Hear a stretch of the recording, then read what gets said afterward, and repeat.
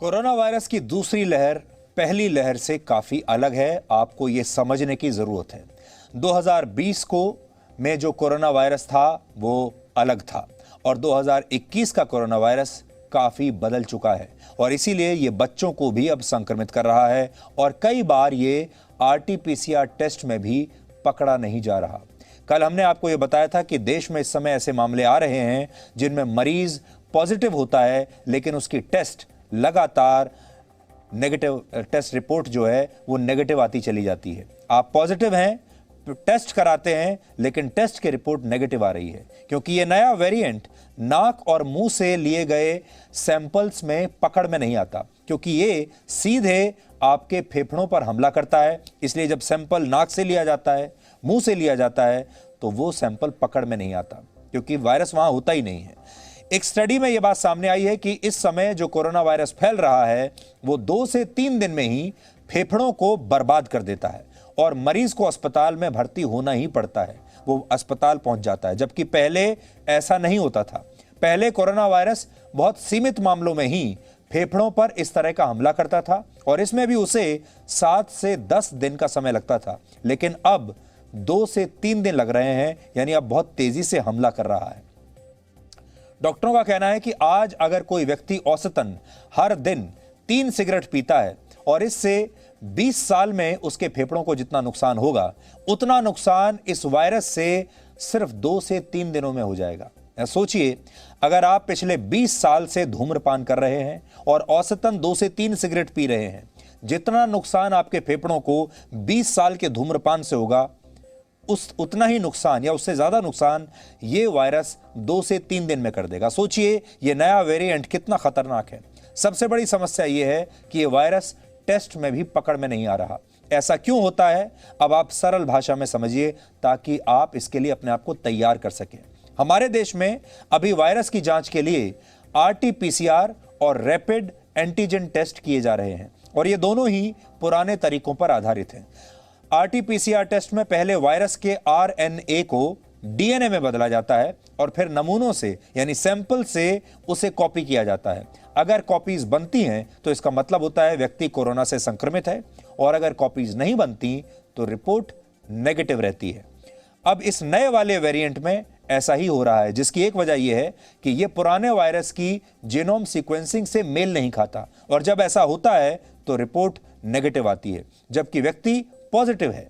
हालांकि CT scan में यह नया वेरिएंट पकड़ में आ जाता है, जिसकी वजह से अब कोरोना वायरस की जांच के लिए इस तकनीक का सहारा लिया जा रहा है और अब बड़ी संख्या में डॉक्टर जब उन्हें कुछ समझ में नहीं आता तो फिर सीधे पेशेंट का सीटी स्कैन कर रहे हैं। दिल्ली की एक पैथ लैब में 1 अप्रैल से 14 अप्रैल के बीच, अब आप ध्यान से सुनिएगा इस बात को, और ये उदाहरण ऐसा है जो कि आपको अच्छी तरह से सब समझा देगा।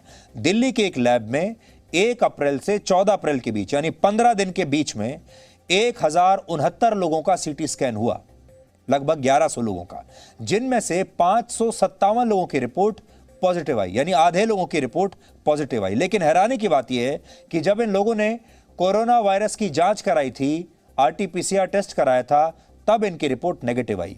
यानी जब कोरोना टेस्ट कराया तो रिपोर्ट नेगेटिव आई और जब सीटी स्कैन कराया तो पॉजिटिव आई। इस तरह के मामलों में 2 बड़े खतरे रहते हैं।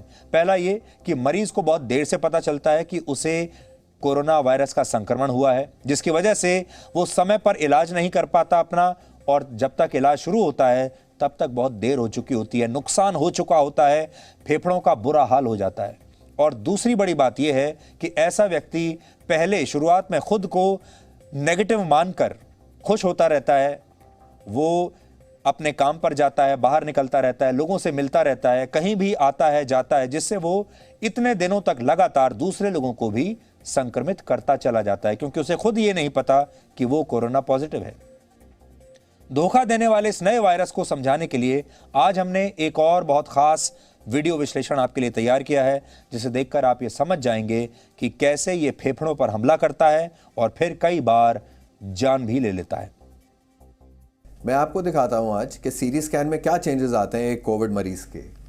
इस तरफ अगर हम देखें इस वाले स्क्रीन के ऊपर, ये एक नॉर्मल लंग है जिसमें ये हमारे बाहर के मसल्स हैं, मांसपेशियां हैं, ये रिब केज है, इसके अंदर ये लंग है, बीच में हार्ट है, हार्ट के अराउंड ब्लड वेसल्स होते हैं, साथ में कुछ ग्लैंड्स भी होते हैं, और ये हमारी मेन सांस की नली है जिसको विंड पाइप या ट्रेकिया कहते हैं। इसके दोनों तरफ ये जो ब्लैकिश पोर्शन है ये लंग्स होती हैं, जिसके अंदर ये जो सफ़ेद सफ़ेद डॉट्स नज़र आ रहे हैं, छोटी छोटी लाइनें नज़र आ रही हैं, ये ब्लड सप्लाई होती है, और कुछ एयरवेज होते हैं जो टर्मिनल ब्रोंक्यूल्स या ब्रोंक्यूल्स जिनको कहा जाता है। अब मैं आपको दिखाता हूँ कि एक कोविड पेशेंट जिसको माइल्ड इलनेस हुई है उसमें क्या होता है। कोविड पेशेंट्स को हम 3 कैटेगरीज में डिवाइड करते हैं, माइल्ड, मॉडरेट एंड सिवियर। उसको डिपेंड करता है कितना लंग के अंदर इन्वॉल्वमेंट है और कितनी ऑक्सीजन की ज़रूरत है उनको। ये एक पेशेंट है जिसका mild to moderate involvement consider किया जाएगा, जिसमें अगर आप यहाँ से देखिए छोटे छोटे पैचेस लंग्स के अंदर जैसे स्नोफ्लेक्स होते हैं, बिल्कुल वैसे पैचेस डेवलप होने शुरू हो गए हैं, एक यहाँ पर, कुछ यहाँ पर। हमने ऊपर से शुरू किया था, अब हम लोअर लंग की तरफ जा रहे हैं। ये लोअर पोर्शंस के अंदर ज़्यादा होते हैं। ये एक पेशेंट है जिसको सिवियर निमोनिया हुआ है कोविड की वजह से। इसमें अगर आप देखेंगे तो पैचेस बहुत ज़्यादा हो गए हैं, दोनों लंग्स में बहुत ज़्यादा वाइट पैचेस हो गए हैं, जैसे स्नोफॉल हो गई हो लंग्स के अंदर, बिल्कुल वैसे हो रहा है, ये वाइट हो गई हैं लंग्स। ऐसा मरीज़ जब हीलिंग फेज में जाता है, एक तो ये कि ऐसे मरीज़ को डेफिनेटली ऑक्सीजन की रिक्वायरमेंट पड़ती है। दूसरा, जब ये मरीज़ हीलिंग में जाता है, इम्प्रूवमेंट में जाता है, उसमें देखा गया कुछ प्रतिशत लोग ऐसे होते हैं जिनके अंदर लंग फाइब्रोसिस डेवलप हो जाता है। फाइब्रोसिस से मेरा मतलब है कि लंग्स के अंदर स्कारिंग शुरू हो जाती है, लंग्स के अंदर हीलिंग प्रोसेस की वजह से फाइब्रस टिश्यू डिपॉजिट होना शुरू हो जाता है, जो नॉन फंक्शनल होता है, जो नॉर्मल लंग को रिप्लेस करके होता है, और वो डेड टिश्यू होता है, जिसकी वजह से लोगों को बाद में सांस की दिक्कत आ सकती है, ऑक्सीजन की रिक्वायरमेंट पड़ सकती है, चलने फिरने में दिक्कत आ सकती है। सो इसीलिए जो है बहुत ज़रूरी है कि हम कोरोना से बच के रहें, कोरोना से रिलेटेड जितने पॉसिबल प्रिकॉशंस हैं उनको फॉलो करें।